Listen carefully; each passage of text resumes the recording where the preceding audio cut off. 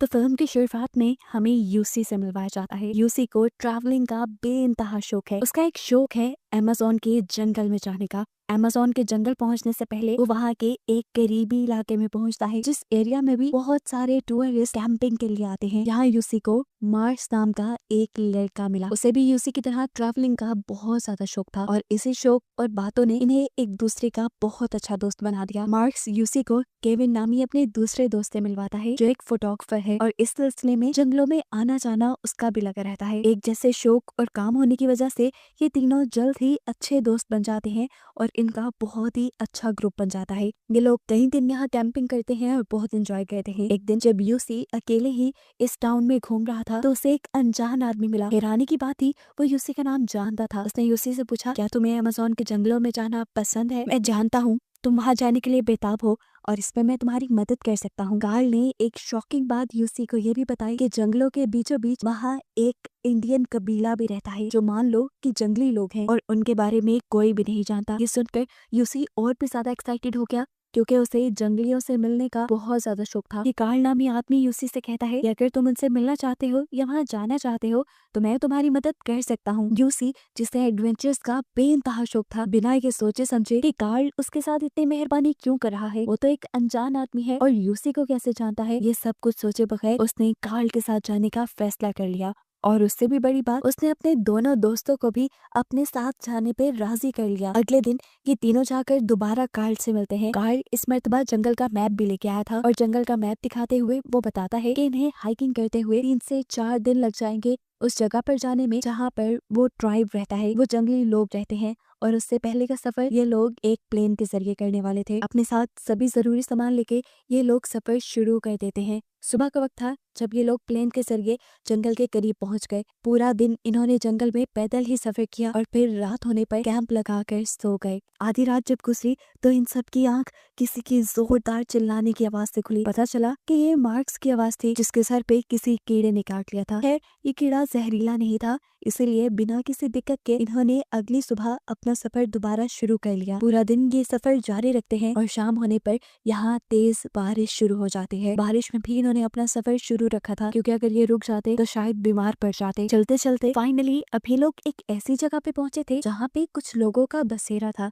इन्हीं जहाँ कुछ लोग रहते थे, लेकिन ये जंगली लोग नहीं थे, ये तो आम इंसान थे और ये एक गांव की तरह की जगह थी। सभी लोगों ने इनका बहुत अच्छे से वेलकम किया, इनको खाने पीने का सामान देने के साथ साथ आराम करने की जगह भी दी और ये सब लोग उनके साथ अच्छी तरह घुल मिल गए, क्योंकि ये सब लोग कार्ल को पहले से ही जानते थे। यूसी और उसके साथियों को पता चला कि कार्ल यहाँ आता रहता है। खैर, अगले दिन ये लोग इस कबीले से भी बाहर निकल आते हैं और अपना सफर शुरू कर देते हैं। रास्ते में आज इनके सामने कार्ल ने एक बंदर का शिकार कर लिया था। यहाँ से किसी भी चीज का शिकार करना इलीगल था। ये लोग थोड़ा डरे, लेकिन कार्ल हंसने लगा और वहाँ से आगे बढ़ गया। ना चाहते हुए भी ये लोग पीछे पीछे चलते रहे और रात होने पे इन्होंने दोबारा कैंप लगा लिया। अगली सुबह इन लोगों को दोबारा सफर शुरू करना था। सफर करते हुए इस मर्तबा मार्क्स से चला नहीं जा रहा था। उसके पाँव में जब शदीद दर्द शुरू हुआ और उसे चलने में भी मुश्किल हुई तो कार्ल ने उसके जूते उतार के देखे। मार्क्स के पाँव बिल्कुल जख्मी हो चुके थे और इन्हें ठीक होने में लगभग 4 दिन लगने वाले थे। कार्ल इन सबको मशवरा देता है कि हमें 4 दिन तक यहीं पर कैंप लगाकर रहना चाहिए, लेकिन यूसी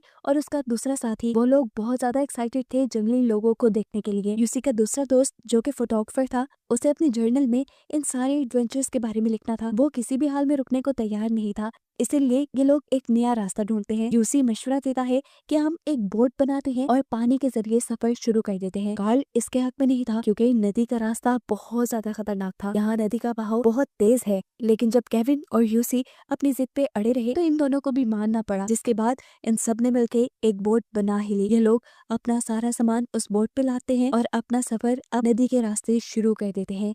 इस वक्त इनका कैप्टन कार्ल था, क्योंकि कार्ल ही वो इंसान था जिसे इस जंगल के रास्ते आते थे। थोड़ी देर तक तो इनका सफर आरामदायक था, लेकिन थोड़ी देर गुजरते ही नदी की तेज लहरों ने उनका बैलेंस खराब करना शुरू कर दिया। इस वक्त पे कार्ल का ख्याल था कि उन्हें अपनी बोट को साइड पे लगा देना चाहिए, लेकिन केविन अभी भी इसी जिद पे था कि उन्हें पानी के बहाव के साथ आगे बढ़ना चाहिए। शायद वो यहाँ के खतरों के बारे में नहीं जानता था। इस सब में कार्ल और उसके दरमियान में लड़ाई भी हो जाती है, जिसे बहुत मुश्किल से यूसी रोकता है और यूसी अब कार्ल की बात मानते हुए बोट को किनारे तक पे ले जाता है। इन लोगों ने अब यहाँ पर कैंप लगा लिया था। कैंप लगाने के बाद कार्ल ने फैसला किया कि वो लोग पूरी रात इस कैंप पे रहेंगे और अगली सुबह अपना सफर शुरू करेंगे। इससे आगे उसका पानी के जरिए सफर करने का कोई इरादा नहीं था। उसने ये फैसला कर लिया कि अब वो पैदल ही सफर करेगा, लेकिन यूसी और केविन उसके इस फैसले के खिलाफ थे।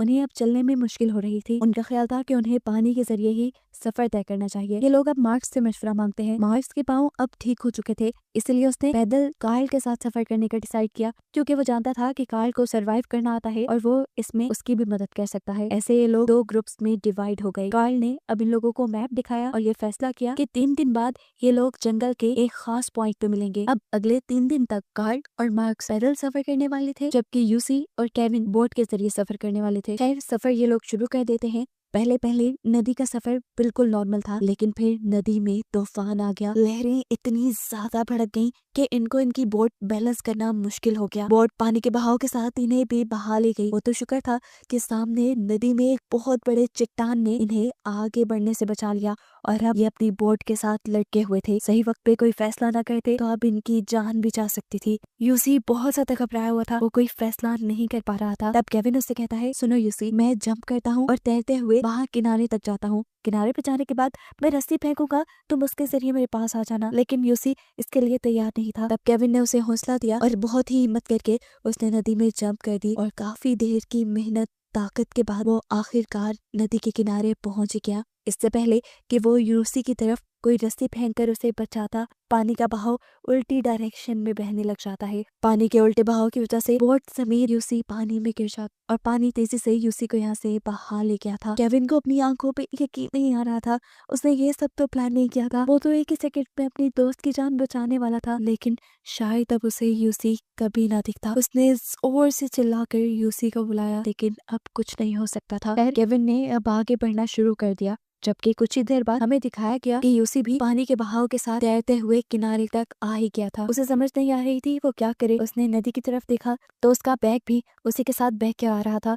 उसने अपना बैग पकड़ा और इसके अंदर से बाइबल निकाली और उसे पढ़ने लगा। इस बैग में कार्ल ने कुछ गोलियां भी रखवाई थी। ये सर्वाइवल मेडिसिन थी, इससे ताकत मिलती थी। यूसी इस एक टैबलेट को खा लेता है और अब अकेले जंगल में अपने दोस्त के मिलने की उम्मीद में सफर शुरू करता है। काफी टाइम तक जंगल में भटकने के बाद जब उसे यहाँ से बाहर निकलने की कोई उम्मीद नहीं दिखी तो उसने कार्ल का दिया हुआ मैप निकाला। मैप से डायरेक्शंस देखने के बाद उसने अपना दोबारा सफर शुरू किया। रास्ते में उसे फलों का एक दरख्त भी दिखा। काफी अरसे से उसने कुछ नहीं खाया था। फाइनली उसने दरख्त पे चढ़ के जब वो फल उतारने की कोशिश की तो वहाँ बैठे हुए पहले से सांप ने उसे काट लिया। सांप के इस हमले ने, शुक्र है कि उसको कुछ नुकसान नहीं पहुंचाया था। सांप भी अब उसके साथ ही नीचे आ गया और यूसी ने भी बिना वक्त जाया किए सांप के ऊपर एक पत्थर से हमला करके उसे मार डाला और उसे ही खा लिया।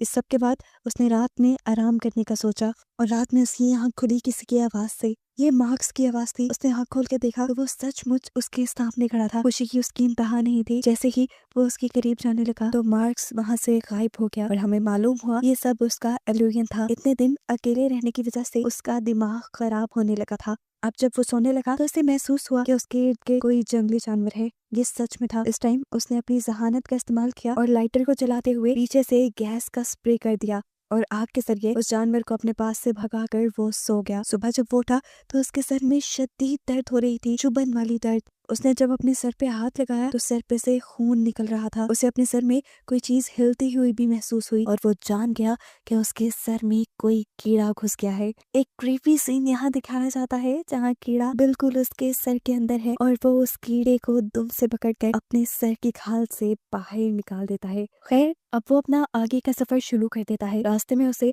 बर्ड्स के अंडे भी मिले जिसे उसने तोड़कर खा लिया। थोड़ी आगे जाने पर उसे एक ऐसी जगह मिली जहाँ पर पहले कबीले के लोग रहते होंगे, फिर किसी खतरे की वजह से वहाँ से चले गए। ये कैंप लगाने की अच्छी जगह थी जहाँ उसने कुछ देर बैठकर आराम किया। यहाँ बैठकर उसके पाँव में भी बहुत ज्यादा दर्द हो रहा था। उसने जब जूते उतारे तो देखा उसके पाँव कटे पड़े थे, उसके पाँव से खून रिस रहा था। पैरों के दर्द की वजह से उसे रात यहीं गुजारनी पड़ी, लेकिन सुबह वो बहुत ही जुनून से उठा इस जंगल से बाहर निकलने के लिए। थोड़ी ही चलने पर उसे पैरों के निशान दिखाई थे और वो बहुत ज्यादा खुश हुआ। उसे लग रहा था कि ये मार्क्स के पैरों के निशान होंगे। उसके अंदर एक उम्मीद जागी कि अब वो अपने दोस्त के बहुत करीब है, लेकिन ऐसा नहीं था। सीन कट होकर अब हमें फाइनली केविन को दिखाया जाता है, जो बहकर नदी के किनारे पे आ चुका था और उसे यहाँ पर गांव वालों ने देखकर रेस्क्यू कर लिया। जैसे ही केविन की तबीयत थोड़ी बेहतर होती है, वो फौरन जाकर यहाँ के ऑफिसर से मिलता है और उससे मदद मांगता है यूसी के लिए, क्योंकि वो पानी में बह गया था। ऑफिसर भी केविन की बात मानते हुए यूसी को रेस्क्यू करने के लिए एक रेस्क्यू प्लेन जंगल में भेज देता है। यहाँ यूसी जो अभी तक जंगलों में था, 14 दिन तक लगातार इस जंगल में रहने की वजह से उसकी दिमागी हालत अब खराब होने लगी थी। अचानक उसे ऊपर से प्लेन की आवाज भी सुनाई दी। उसके अंदर एक उम्मीद की किरण जागी